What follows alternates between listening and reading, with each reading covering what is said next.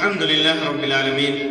والصلاة والسلام على سيد المرسلين وعلى آله وصحبه أجمعين اما بعد. محترم سامعین و ناظرین، اکثر لوگوں کے سوالات ہمارے سامنے آتے ہیں کہ میرے دل میں یہ خیال آیا، اس گناہ کا خیال آیا، ایسا خیال آیا، ویسا خیال آیا. تو اس قسم کے سوالات کا جواب یہ ہے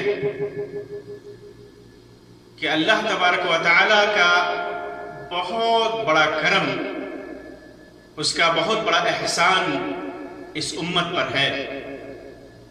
کہ اس نے اسلامی شریعت میں بہت زیادہ آسانی رکھی ہے، بہت زیادہ آسانی رکھی ہے. چھوٹے سے چھوٹے عمل پر بھی بے تحاشا اجر دیتا ہے،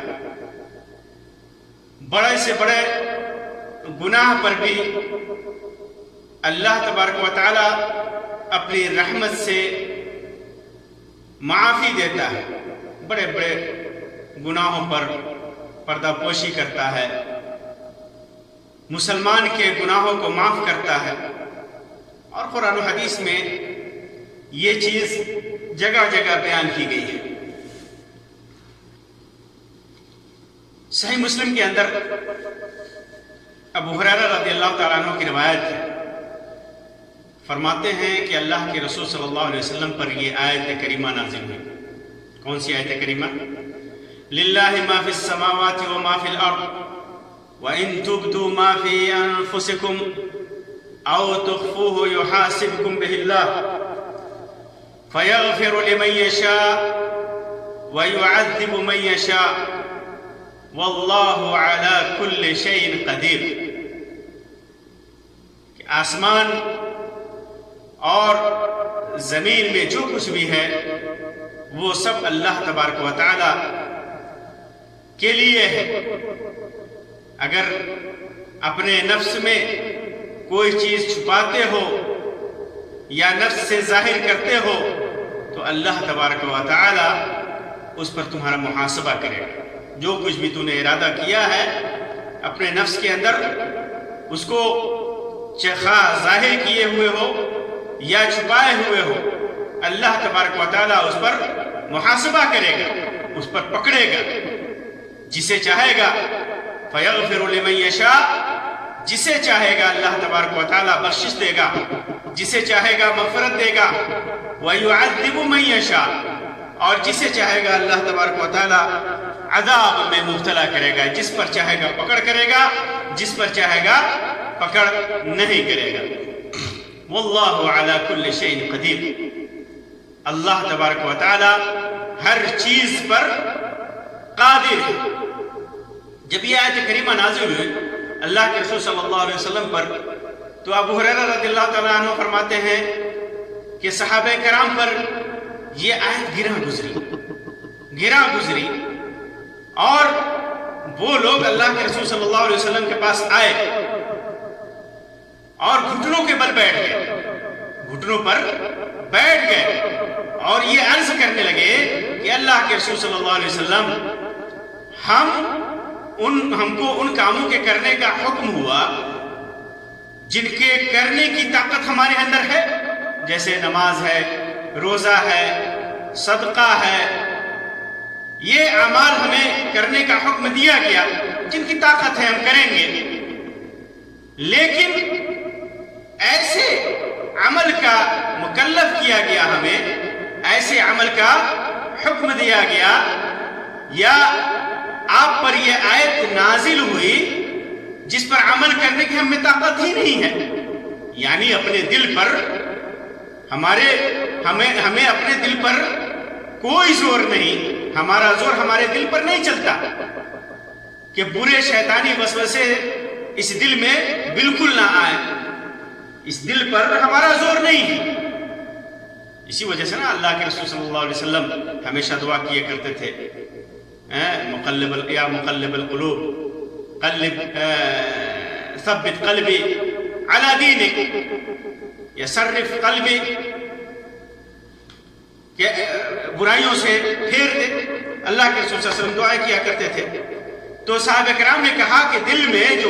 شیطانی وسوسے آتے ہیں اس پر ہمارا زور نہیں ہے، اور آپ پر یہ آیت نازل ہوئی ہے۔ تو رسول اکرم صلی اللہ علیہ وسلم نے فرمایا کہ یہ بتاؤ کہ تم بھی ویسے ہی کہنا چاہتے ہو جیسے تم سے پہلے لوگوں نے، یہود و نصارہ نے کہا تھا سمعنا، جب انہوں نے اللہ تبارک و تعالیٰ کا حکم سنا تو کہا کہ سمعنا وعصینا، ہم نے آپ کا حکم تو سن لیا، اپنے نبی سے کہا کہ تمہارا حکم سن لیا لیکن عمل نہیں کریں گے، عصینا، نافرمانی کی ہم نے، تیرا حکم سنا پر ہم اس پر عمل نہیں کریں گے۔ تم ایسا کہنا چاہتے ہو؟ صحابہ کرام سے اللہ کے رسول صلی اللہ علیہ وسلم نے کہا کہ جب انہوں نے صحابہ کرام نے کہا کہ ہمارا زور نہیں ہے ہمارے دل پر، پھر اس کے بعد اللہ کے رسول صلی اللہ علیہ وسلم نے فرمایا کہ ایسے کہو سمعنا واطعنا غفرانک ربنا والیک المصیر، کیا کہو؟ اللہ جو کچھ بھی حکم دے کہو سمعنا واطعنا، ہم نے سن لیا، ہم نے اطاعت کی، ہم ضرور اطاعت کریں گے، ہم اس کو مانیں گے، سن بھی لیا مان بھی لیا۔ پھر اس کے بعد کہو غفرانک ربنا، اے اللہ ہم تمہاری مغفرت طلب کرتے ہیں، اگر ہم سے کوئی برائی ہو جائے، ہم سے جو جب گناہ ہو جائے تو ہم تمہاری مغفرت طلب کرتے ہیں، تمہاری بخشش طلب کرتے ہیں، وَإِلَيْكَ الْمَصِيرُ، اور ہمیں لوٹ کر تو تمہارے پاس ہی جانا ہے، لوٹ کر تمہارے پاس ہی جانا ہے۔ تو جب یہ سن کر صحابہ کرام نے کہا کہ سمعنا واطعنا غفرانک ربنا والیک المصیر، صحابہ کرام نے اپنی زبان سے نکالا اور اپنے دل میں اس آیت کو بیٹھا لیا، اس حکم کو بیٹھا لیا، زبان سے ان کی ادا ہونے لگے۔ تو اللہ تبارک و تعالی نے آیت کریمہ نازل کی، کیا؟ آمن الرسول بما انزل الیہ من ربہ والمؤمنون كل آمن بالله وملائكته وكتبه ورسله لا نفرق بين أحد من رسله وقالوا سمعنا وأطعنا غفرانك ربنا وإليك المصير، کہ رسول ایمان لائے اس چیز پر جو ان کی طرف نازل کیا گیا، ان کے رب کی طرف سے اس پر رسول ایمان لائے، مومنین ایمان لائے، سب ایمان لائے کس چیز پر؟ کل آمن باللہ، سب ایمان لائے، رسول بھی ایمان لائے، مومنین بھی ایمان لائے، سب کے سب کس پر؟ اللہ پر، اس کے فرشتوں پر، اس کی کتابوں پر، اس کے رسولوں پر۔ لا نفرق بین احد من رسلہ، ہم کسی کے درمیان، کسی بھی رسول کے درمیان فرق نہیں کرتے، جیسے یہود و نصارہ نے فرق کیا، ایک رسول کو مانتے تھے دوسرے رسول کو نہیں مانتے تھے، جن کے اوپر طبیعت چاہے ایمان لائے، طبیعت چاہے نہیں ایمان لائے، جبکہ مومنین کا مسئلہ کیا ہے؟ سارے انبیاء اور رسول پر ایمان لاتے ہیں، کسی کے درمیان فرق نہیں ہے، نبوت و رسالت میں سب اللہ کے نبی ہیں، سب اللہ کے رسول ہیں، سب اللہ کے پیغامبر ہیں، ہم کسی کے درمیان فرق نہیں کرتے۔ وقالوا سمعنا واطعنا، ان لوگوں نے کہا ہم نے سن لیا، ہم نے اطاعت کی، مان لیا، غفرانک ربنا والیک المصیر، اللہ تیری بخشش طلب کرتے ہیں گناہوں پر، اور تیری ہی طرف لوٹ کر کے جانا ہے، تیری طرف لوٹ کر کے جانا ہے۔ جب انہوں نے ایسا کیا تو اللہ تبارک و تعالی نے اپنے فضل سے، اپنے کرم سے اس آیت کو، جو آیت میں نے پہلے پڑھی، منسوخ کر دیا، یعنی وَإِن تُبْدُوا مَا فِي أَنفُسِكُمْ أَوْ تُخْفُوهُ يُحَاسِبْكُم بِهِ اللَّهُ جو اللہ تبارک و تعالیٰ نے کہا تھا کہ دل میں جو چھپاؤ چاہے ظاہر کرو اللہ اس پر محاسبہ کرے گا، مومنین کی سمع و طاعت کی جذبے کو دیکھتے ہوئے اللہ تبارک و تعالیٰ نے اطاعت و فرمانبرداری کے جذبے کو دیکھتے ہوئے اللہ تبارک و تعالیٰ نے اپنی رحمت سے اپنے فضل سے منسوخ کر دیا، اس حکم کو ختم کر دیا اللہ تبارک و تعالیٰ نے، اور یہ آیت نازل کی۔ کیا نازل کی؟ لا يكلف الله نفسا الا وسعها لها ما كسبت وعليها ما اكتسبت ربنا لا تؤاخذنا بما نسينا واخطأنا ربنا ولا تحمل علينا إصرا كما حملته على الذين من قبلنا ربنا ولا تحملنا ما لا طاقة لنا به واعف عنا واغفر لنا وارحمنا أنت مولانا فانصرنا على القوم الكافرين۔ یہ آیت کریمہ اللہ تبارک و تعالیٰ نے نازل کی۔ جب یہ پڑھی گئی لا يكلف الله نفسا الا وسعها، جب اللہ تبارک و تعالیٰ کسی بھی نفس کو اس کے طاقت کے مطابق ہی مکلف کرتا ہے، لہا ما کسبت، جو کچھ بھی نفس نے کیا، جو کچھ بھی کیا اس کی نیکیاں کام آئیں گی، وعلیہا ما اکتسبت، برائی کیا ہے تو برائی کا بوجھ اسی کے اوپر ہوگا۔ ربنا لا تؤاخذنا، اے رب ہماری پکڑ اس بات اگر ہم نسینا واخطانا، اگر ہم بھول جائیں یا غلطی کریں تو اللہ تبارک و تعالیٰ اس پر ہماری پکڑ مت کرنا، ہماری پکڑ مت کرنا۔ اللہ تبارک و تعالیٰ نے فرمایا نعم، اچھا ایسا میں کروں گا۔ پھر اس کے بعد جب پڑھی ربنا ولا تحمل علينا إصرا كما حملته على الذين من قبلنا، اے ہمارے مولا، اے ہمارے مالک، ہم پر ایسا بوجھ مت لاد جیسا تو نے پہلے گزرے ہوئے لوگوں پر لادا تھا، یہود و نصارہ پر لادا تھا، پھر وہ لوگ اس پر وہ کر نہ سکے، ان سے ہو نہ سکا اور انہوں نے نافرمانی کی، تو اللہ تبارک و تعالیٰ نے فرمایا ہاں ایسا کروں گا، تمہارے اوپر کوئی بوجھ نہیں لادوں گا۔ اس کے بعد جب تلاوت کی ربنا ولا تحملنا ما لا طاقة لنا به، اے اللہ ہمارے اوپر اتنا بوجھ مت لاد جس کی ہمیں طاقت نہیں، تو اللہ نے فرمایا کہ ہاں۔ پھر اس کے بعد وہ فرمایا واعف عنا واغفر لنا وارحمنا انت مولانا فانصرنا على القوم الكافرین، اے اللہ ہماری خطائیں بخش دے، ہمیں معاف کر دے اور ہم پر رحم کر، انت مولانا، تو ہمارا مولا ہے، تو ہمارا مالک ہے، فانصرنا، اس لیے تو ہماری مدد فرما، کس کے اوپر؟ علی القوم الکافرین، انکار کرنے والے لوگوں کے اوپر، قوم کے اوپر، کافروں کے اوپر ہماری مدد فرما۔ تو اللہ تبارک و تعالیٰ نے فرمایا نعم، ہاں۔ تو اس آیت کریمہ میں اللہ تبارک و تعالیٰ نے پہلے تو امت کے دلوں کے اندر جو برائیاں آتی تھیں اس پر مواخذہ کرنے کا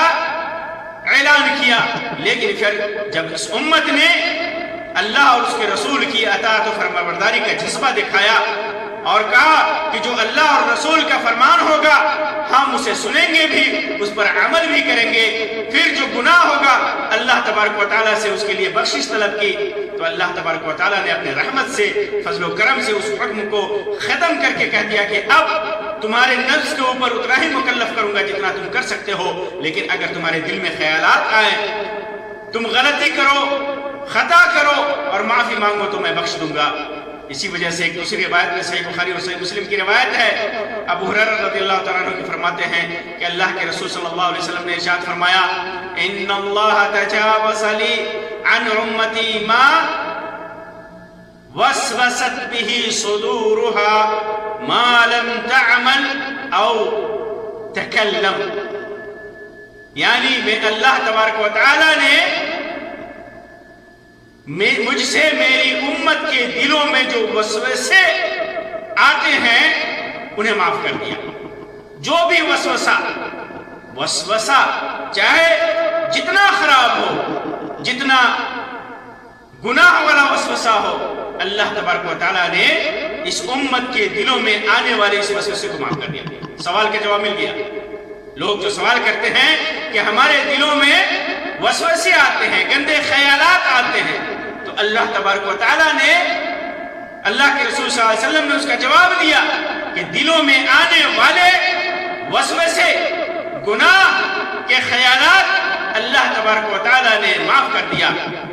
اس روایت کو بہت سارے محدثین نے اپنی کتابوں میں طلاق اور نکاح کے باب میں نقل کیا. عام طور پر طلاق کے باب میں نقل کیا ہے کہ دل میں خیال آتا ہے کہ اپنی بیوی کو طلاق دے دے، تو صرف خیال آنے سے طلاق نہیں ہوتی، خیال آنے سے صرف نہیں ہوتی، بلکہ ما لم تعمل، جب تک اس پر آدمی عمل نہ کرے او تکلم، یا اسے کہنے دے. جیسے انسان کے دل میں خیال آئے کہ وہ بدکاری کرے گا، بدفعلی کرے گا کسی کے ساتھ، تو صرف خیال آنے سے اللہ تبارک و تعالیٰ اس پر پکڑ نہیں کرے گا، بلکہ جب وہ بدفعلی کرے گا، بدکاری کرے گا، اس کی طرف اقدام کرے گا، تو اللہ تبارک و تعالیٰ اس پر پکڑ کرے گا. اسی طرح دل میں خیالات آیا کہ کسی کو گالی دینا ہے، کسی کی غیبت کرنی ہے، برائی کرنی ہے، صرف خیال آیا لیکن اس پر عمل نہیں کیا، اسے زبان سے نہیں ادا کیا، غیبت نہیں کی، کسی کو گالی نہیں دیا، تو پھر اللہ تبارک و تعالیٰ نے اسے معاف کر دیا ہے. جو بھی خیالات ہیں، جتنے خراب خیالات ہیں، اللہ تبارک و تعالیٰ نے جب تک آدمی اس پر عمل نہ کرے، جب تک آدمی اسے زبان سے ادا نہ کرے، اللہ تبارک و تعالیٰ نے معاف کر دیا ہے. ہاں، کچھ عمل ایسے ہیں، کچھ خیالات ایسے ہیں جو دل میں انسان کے بیٹھ جائے، مستقر ہو جائے، دل میں بیٹھ جائے اور وہ عمل کے درجے میں ہو جاتا ہے. جب دل میں بیٹھ جاتا ہے تو وہ عمل کے درجے میں ہو جاتا ہے، اس پر مواخذہ ہے. جیسے کبر ہے، گھمنڈ ہے، آدمی کبھی ظاہر نہیں کرتا لیکن دل میں یہ گھمنڈ بیٹھ جائے تو پھر اس تکبر پر، اس گھمنڈ پر اللہ تبارک و تعالیٰ مواخذہ کرے گا. اسی طرح نفاق ہے، انسان نفاق ظاہر نہ کرے، منافقت ظاہر نہ کرے، دل میں نفاق کس کو کہتے ہیں؟ دین سے ایک راستے میں سے داخل ہو کر کے دوسرے راستے سے نکل جانا. بظاہر وہ ایمان لائے ہوا ہے، مسلمان ہے، لیکن دل میں نفاق چھپائے ہوا ہے، اللہ کے خلاف، اس کے رسول کے خلاف نفرت ہے، امت کے خلاف نفرت ہے، قرآن و سنت کے خلاف نفرت ہے. تو دل کے خبیث اعمال، اس قسم کے خبیث اعمال جو دل میں بیٹھ جائے انسان کے، اگرچہ اسے زبان سے کہا نہیں ہے، اس پر عمل نہیں کیا ہے، پھر بھی اس پر مواخذہ ہوگا. اسی طرح شرک ہے، جیسے انسان کے دل میں بیٹھ جائے کہ اللہ تبارک و تعالیٰ کے لیے کے علاوہ غیر بھی فریاد رس ہے، فلاں بت، فلاں بزرگ، فلاں ولی غوث ہے، فریاد سننے والا ہے، وہ مدد کرنے والا ہے ہر آن، چاہے وہ مر گیا ہو، چاہے اس دنیا سے چلا گیا ہو، مدد کرنے والا ہو. انسان اگرچہ اسے نہیں مانگتا لیکن دل میں بیٹھا لیا ہے، یہ عقیدہ دل میں بیٹھا لیا ہے، تو پھر اس عقیدے پر اس کا مواخذہ ہوگا اور اس کا وہی انجام ہوگا جو عام مشرکین کا ہوگا. تو ایسے اعمال جو دل میں بیٹھ جائیں اور عمل کے درجے میں ہو، ایسے خیالات جو دل میں بیٹھ جائیں اور عمل کے درجے میں ہو، اس پر مواخذہ ہوگا. لیکن وہ خیالات جو دل کے اعمال میں سے نہیں ہیں اور دل میں آ جائیں، دل میں بڑا سے بڑا گناہ ہو، دل میں آ جائے اور انسان کا ایمان پختہ ہو، مضبوط ہو، اللہ تبارک و تعالیٰ ان خیالات کو معاف کر دیتا ہے، اس سے پردہ پوشی کرتا ہے. بس ہمیں چاہیے کیا کہ جو بھی اللہ تبارک و تعالیٰ کا حکم ہو، اس کے رسول صلی اللہ علیہ وسلم کا جو بھی فرمان ہو، کیا کہیں؟ سمعنا واطعنا، ہم نے سن لیا، ہم نے اطاعت کی ہم نے مان لیا، اس کو ماننا ہوگا اور مانے، پھر اس کے بعد جو بھی گناہ ہوگا اس پر اللہ تبارک و تعالیٰ سے کہے غفرانک ربنا، اے اللہ تیری ہی مغفرت طلب کرتے ہیں، ہم تجھی سے معافی طلب کرتے ہیں، تو بخشنے والا ہے، بخش دے۔ اور ہم جو بھول چوک میں جو گناہ کرتے ہیں اللہ تبارک و تعالیٰ تجھے ان گناہوں کو بخش دے۔ اللہ تبارک و تعالیٰ سے دعا ہے کہ اللہ تبارک و تعالیٰ ہمارے تمام اعمال کو قرآن و سنت کے مطابق کر دے۔ اللہ تبارک و تعالیٰ ہمارے